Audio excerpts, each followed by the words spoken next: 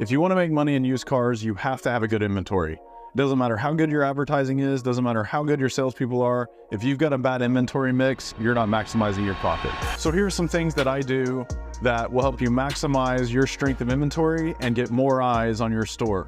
The number one thing that you should be doing is have your inventory in buckets. Your first bucket should be on price. You have 0 to 10,000, 10,000 to 15, 15 to 25, 25 to 35, and then 35 up. So in that first bucket, set of buckets, you have to know how many cars you have in each bucket and how many you're selling. So does your store do better with really cheap cars, or do you do better with more expensive cars? I'll give you an example. The store that I'm at every day, we do a lot better with more expensive cars. $10,000, $15,000 cars can sit and we don't get traction. They get aged on me. But the more expensive stuff, that's what the customers like, and it's associated with the brands. My sister store will not sell anything over 20 grand. I don't know why. They don't move it. I get all their old inventory. So that's the first set of buckets. The next one, you need to establish core models, SUVs, trucks, sedans, whatever you have. And again, you've got to know what your strengths are. So are you going to sell more sedans?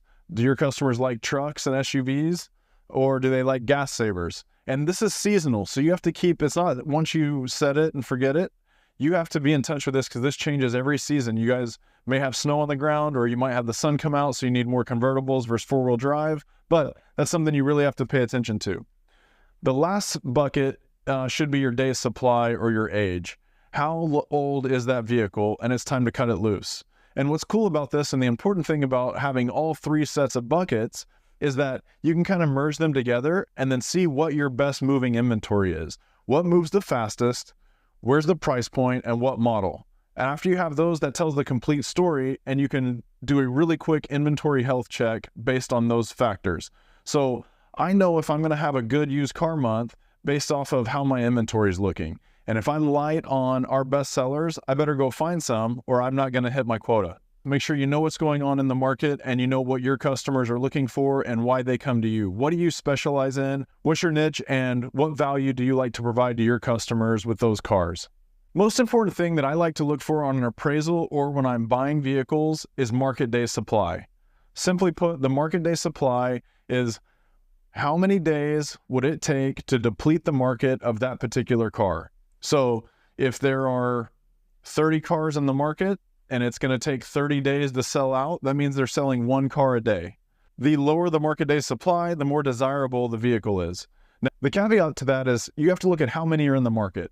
So if you've got a 50-day supply and there's only 5 cars in the market, that means they're only selling one every 10 days. Not as good as what we would like as if there were 150 in the market and there's a 50-day supply. That means they're selling 3 every day, and that's a hot car. That leads me into my next thing of, are you buying for gross, or are you buying for volume? What does your store need? So I've been a part of stores that we had volume brands and we sold cars, we got really good trade-ins, and we sold out of them really quickly. The problem is competitive, really the books are really tight as far as retail and trade-in. So there might not be a lot of gross there. There's not a lot of money to be made on those units. So I had to shift my focus to buying for gross, which is really tough to do. But how do I do that? More exclusive cars, maybe some higher end stuff, maybe some luxury, but stuff that you can't shop and compare. So it's got to be unique. Does it have wheels and tires? Does it have a lift? Is it a unique model? Is it a special edition? That sort of thing.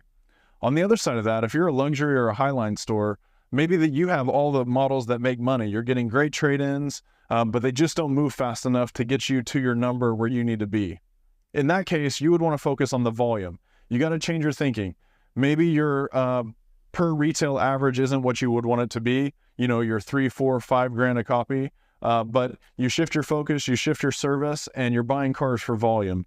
You're buying cars that are hot on AutoTrader, that are hot in the marketplace, and that have a low market day supply with really high volume. You're not going to make a ton of money, but these are going to get you the units that you need to be successful and to really move the needle in used cars. If you want a 5, 10, 15% increase, these are the cars that you have to have. And it's going to take a little bit to figure out what works in your store. All right, so those 3 things are what I use: inventory buckets, market day supply, and buying for volume or gross. Please let me know what works for you, what you're having luck with, and what cars you like to buy to move the needle, whether it's in gross or whether it's in volume. And I'd love to learn from you.